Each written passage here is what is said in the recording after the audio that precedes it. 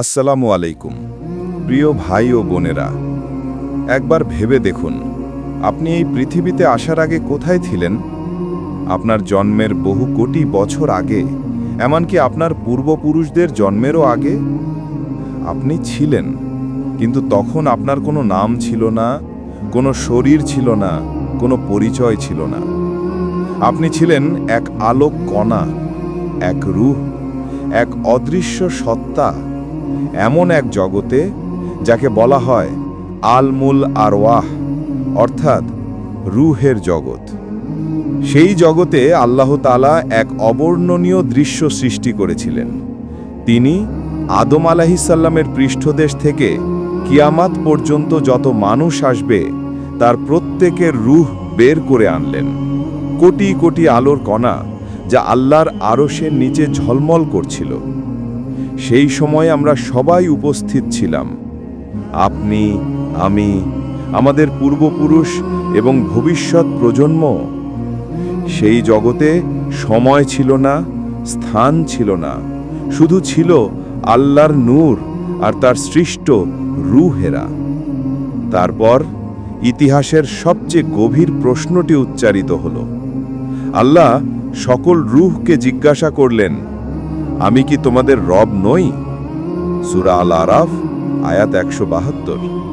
এটি ছিল সেই প্রথম আহ্বান, যার উত্তরে আমরা সবাই একসাথে বলে উঠেছিলাম, হ্যাঁ, আমরা সাক্ষ্য দিচ্ছি আপনিই আমাদের একমাত্র রব। এটাই ছিল ইয়াউমুল মিসাক, সেই ঐতিহাসিক দিন যেদিন আমাদের আর স্রষ্টার মাঝে হয়েছিল এক অটুট প্রতিশ্রুতি। আল্লাহ তখন ফেরেশতাদের সাক্ষী রাখলেন, যাতে কিয়ামতের দিন কেউ বলতে না পারে, আমরা তো জানতামই না যে আমাদের কোনো প্রতিশ্রুতি ছিল। কিন্তু প্রশ্ন হলো, আজ কেন আমরা সেই দিনের কথা মনে রাখতে পারি না? আল্লাহ আমাদের ভুলিয়ে দিয়েছেন, কারণ এই পৃথিবীই হলো পরীক্ষা ক্ষেত্র। যদি সেই দিনের সব কিছু আমরা মনে রাখতাম, তাহলে তো কেউ অস্বীকার করতে পারত না, কেউ অবিশ্বাস করতে পারত না। তাই আল্লাহ চাইলেন আমরা যেন দেখা ছাড়াই বিশ্বাস করি, প্রমাণ ছাড়াই অনুভব করি, আর সেই পুরনো প্রতিশ্রুতিকে হৃদয়ের গভীর থেকে খুঁজে বের করি। আমাদের অন্তরে এখনও সেই স্মৃতির এক ক্ষীণ প্রতিধ্বনি রয়ে গেছে। যখন আপনি আকাশের বিশালতায় তাকান কিংবা পাহাড়ের মহিমা দেখেন, তখন অন্তর থেকে এক অজানা আহ্বান ভেসে আসে, কেউ তো আছেন যিনি এসব সৃষ্টি করেছেন। এই অনুভূতি সেই ভুলে যাওয়া প্রতিশ্রুতির শ্রাবক। তারপর আল্লাহ সেই রূহদের দুটি ভাগে ভাগ করলেন, একদল জান্নাতের জন্য, আরেক দল জাহান্নামের জন্য।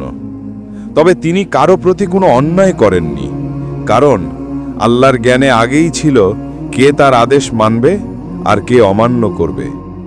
এই দুনিয়ার জীবনই হলো সেই জ্ঞানের প্রমাণ, যাতে কিয়ামতের দিন কেউ বলতে না পারে, আমাকে তো সুযোগই দেওয়া হয়নি। এরপর আল্লাহ কলমকে আদেশ করলেন যে লেখো। কলম জিজ্ঞাসা করল, হে আমার রব, আমি কি লিখব? আল্লাহ বললেন, যা ঘটবে কিয়ামত পর্যন্ত সব লিখে রাখো। সহিহ মুসলিম। সেই মুহূর্তে কলম লিখে ফেলল প্রতিটি মানুষের তাকদীর। কে কবে জন্ম নেবে, কোথায় মরবে, কি পাবে, কতটুকু রিজিক, সব কিছু নির্ধারিত হল লাউহে মাহফুজে। যখন কোনো নারী গর্ভবতী হয়, তখন সেই নির্ধারিত সময় ঘনিয়ে আসে।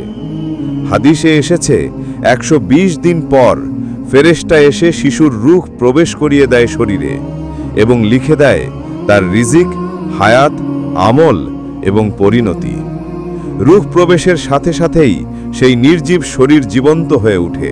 ছোট্ট হৃদয়টি স্পন্দিত হয় লা ইলাহা ইল্লাল্লাহের ছন্দে। মায়ের গর্ভের সে অন্ধকার আশ্রয়ে শিশুটি বেড়ে ওঠে। মায়ের হাসিতে শান্তি পায়, কষ্টে কেঁদে ওঠে। আর ৯ মাস পর আল্লাহর নির্দেশে সে পৃথিবীর আলো বাতাসে প্রবেশ করে। শুরু হয় দুনিয়ার সফর। প্রত্যেক শিশু জন্মের সময় কাঁদে, কারণ শয়তান তখনই তাকে ছুঁয়ে দেয়, যাতে সে ভুলে যায় সেই প্রতিশ্রুতির কথা। সহিহ বুখারী ও মুসলিম। তবুও আল্লাহ আমাদের ভুলতে দেন না। তিনি আমাদের জন্য পাঠিয়েছেন নবী ও রাসূলদের, যাতে তারা বলেন, হে মানুষ, তোমরা তো তোমাদের রবের সাথে এক প্রতিশ্রুতি করেছিলে, সেটা ভুলে যেও না। এই জন্য আল্লাহ তাওরাত, জাবুর, ইনজিল ও সর্বশেষ পবিত্র কুরআন নাজিল করেছেন, যা আমাদের মনে করিয়ে দেয় আমরা কোথা থেকে এসেছি আর কোথায় ফিরে যাব। সূরা আল বাকারা আয়াত 28-এ আল্লাহ বলেন, তোমরা কেমন করে আল্লাহকে অস্বীকার করো? যখন তোমরা ছিলে মৃত, তিনি তোমাদের জীবন দান করেছেন, আবার তোমাদের মৃত্যু দান করবেন, পুনরায় জীবিত করবেন, এবং তোমরা তার দিকেই প্রত্যাবর্তন করবে। এই পৃথিবী আমাদের চূড়ান্ত ঠিকানা নয়, এটা সেই প্রতিশ্রুতির পরীক্ষা। আমরা কতটা মনে রাখি, কতটা প্রমাণ করি যে আমরা সত্যি বলেছিলাম, আপনিই আমাদের একমাত্র রব। তাই আসুন, আজ থেকেই আমরা নিজেদের প্রশ্ন করি, আমরা কি এখনো সেই চুক্তির প্রতি সৎ আছি? আমাদের দুনিয়ার জীবন কি আল্লাহর সন্তুষ্টির পথে চলছে? যদি না হয়, তবে এখনই সময় ফিরে আসার। আল্লাহ আমাদের সেই ভুলে যাওয়া প্রতিশ্রুতি মনে করিয়ে দিন, আমাদের রুহের শান্তি ফিরিয়ে দিন, আর সেই জান্নাতের পথে ফিরিয়ে নিন, যেখানে আমরা একদিন সাক্ষ্য দিয়েছিলাম যে হ্যাঁ, আপনিই আমাদের একমাত্র রব। মানুষের এই পৃথিবীর জীবন আসলে এক ছোট সফর মাত্র। আমরা এখানে এসেছি পরীক্ষা দিতে, তারপর ফিরে যাব সেই রবের কাছেই, যিনি আমাদের সৃষ্টি করেছেন ভালোবাসা দিয়ে। দুনিয়ার এই অস্থায়ী জীবনে আমরা যতই ব্যস্ত থাকি, চাকরি, ব্যবসা, নাম, যশ, অর্থে, একদিন হঠাৎই সেই ডাক আসবে, যেখানে কেউ কারো জন্য কিচ্ছু করতে পারবে না। শুধু সঙ্গে থাকবে আমাদের আমল, আমাদের নিয়ত, আর আমাদের সেই প্রতিশ্রুতির স্মৃতি, যেখানে আমরা বলেছিলাম যে হ্যাঁ, আপনিই আমাদের একমাত্র রব। তখন আর ফিরে যাওয়ার সুযোগ থাকবে না, না বলার সময় থাকবে না। তখন শুধু হিসাবের দিন, যেখানে দেখা যাবে কে তার প্রতিশ্রুতির প্রতি সৎ ছিল আর কে ছিল অবহেলাকারী। তাই ভাই ও বোনেরা, আজ যদি আমরা সত্যিই সেই পুরনো প্রতিজ্ঞাটিকে মনে করতে পারি, তাহলে আমাদের হৃদয় কেঁপে উঠবে, চোখে পানি চলে আসবে। কারণ আমরা ভুলে গেছি আমাদের প্রকৃত ঠিকানা।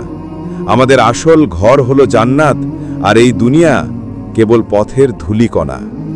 তাই আসুন, আজ থেকেই আমরা আমাদের জীবনকে বদলাই, নামাজে মন দিই, গুনাহ থেকে দূরে থাকি, আর আল্লাহর পথে ফিরে আসি, সেই রবের দিকে যিনি আমাদের রূহকে সৃষ্টি করেছেন আলোর মতো পবিত্র করে।